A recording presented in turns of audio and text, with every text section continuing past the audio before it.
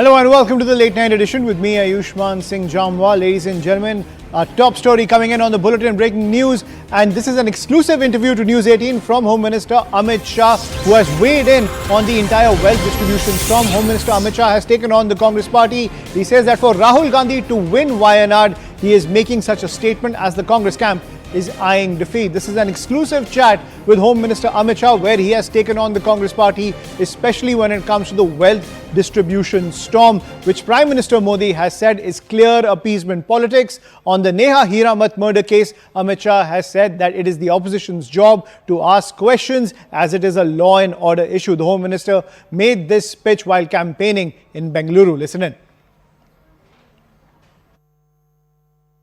कांग्रेस का कहना है कि वेल्थ डिस्ट्रीब्यूशन की बात जो हो रही है वो उनकी मैनिफेस्टो में जो बोले गए वेल्थ डिस्ट्रीब्यूशन की बात वो गलत है और ओवेसी ने कहा है और उसमें टिप्पणी किया है। आपकी क्या प्रतिक्रिया? देखिए, कांग्रेस सालों से चुनाव जीतने के लिए एपीसमेंट करती आई है। राहुल गांधी ने वायनाड जीतने के लिए क्लियर कट स्टेटमेंट दिया था। अब वायनाड का चुनाव समाप्त होने को आ रहा है, जनता विरोध कर रही है, इसलिए वो कर रहे हैं। एक लड़की की कर्नाटक में एक लड़की की हत्या हुई, नेहा हीरामन की तरफ अगर उसको पॉलिटिकल इश्यू बनाया जा रहा है, कांग्रेस ने कहा भाजपा की तरफ से नेहा हीरामन जिसकी हत्या हुई थी यहाँ पे, कांग्रेस का कहना है पॉलिटिकल इश्यू बना रहा है बीजेपी इसका। आप मुझे बताइए, हत्या हुई है या नहीं हुई? शासन किसका है? तो उनको जवाब देना चाहिए या नहीं देना चाहिए? हमारा काम है ऑपोजिशन के नाते लॉ एंड ऑर्डर का इश्यू उठाना। अमित शाह जी, चिदम्बरम का कहना है कि सीएए को वापस करेंगे, आपकी क्या प्रतिक्रिया? कोई सवाल ही नहीं है।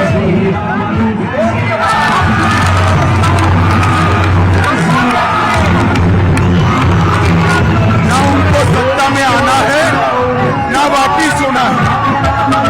जो शरणार्थी आए हैं, नागरिकता उनका अधिकार है।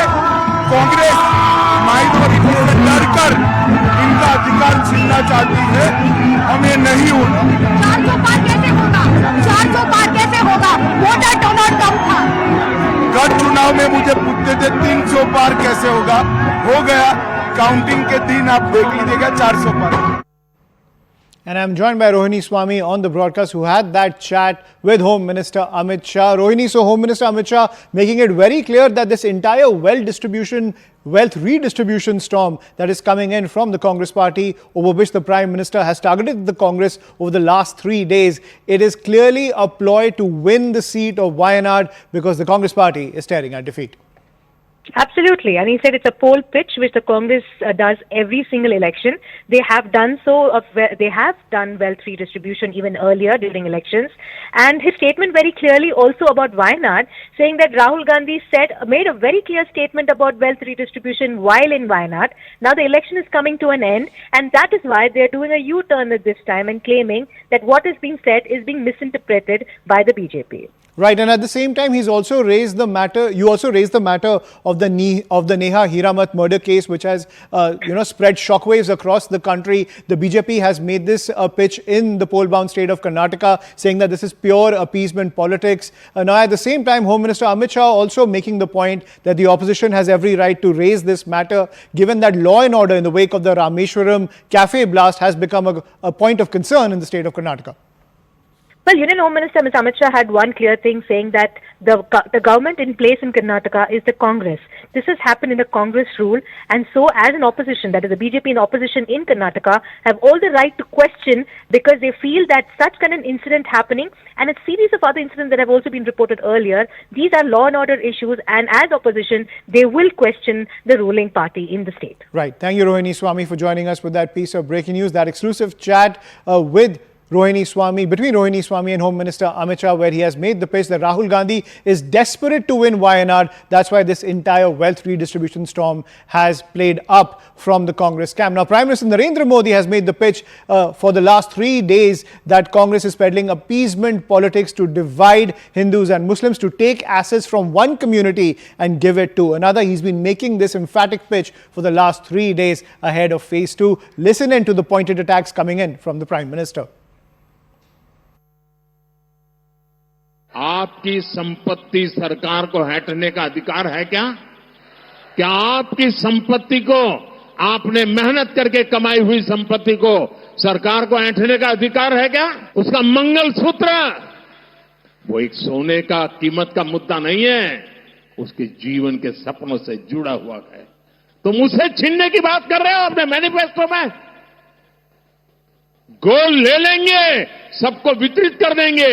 और पहले जब उनकी सरकार थी उन्होंने कहा था कि देश की संपत्ति पर पहला अधिकार मुसलमानों का है। इसका मतलब ये संपत्ति इकट्ठी करके किसको बांटेंगे? जिनके ज्यादा बच्चे हैं उनको बांटेंगे, घुसपैठियों को बांटेंगे। कांग्रेस के शहजादे का कहना है कि उनकी सरकार आई तो कौन कितना कमाता है, किसके पास कितनी प्रॉपर्टी है, किसके पास कितना धन है, किसके पास कितने मकान है, उसकी जांच कराएंगे। इतना ही नहीं, वो आगे कहते हैं कि ये जो संपत्ति है उनको सरकार अपने कब्जे में लेकर उसको सबको बांट देगी। 2004 में जैसे ही कांग्रेस की केंद्र में सरकार बनी, उसके सबसे पहले किए गए कामों में था, सबसे पहला काम था चुनाव जीतने के बाद आंध्र प्रदेश में SC ST के रिजर्वेशन में से कमी करके मुसलमानों को रिजर्वेशन देने का प्रयास। कांग्रेस ने इतने प्रयास ये जानते बूझते किए कि ये सब संविधान की मूल भावना के खिलाफ था।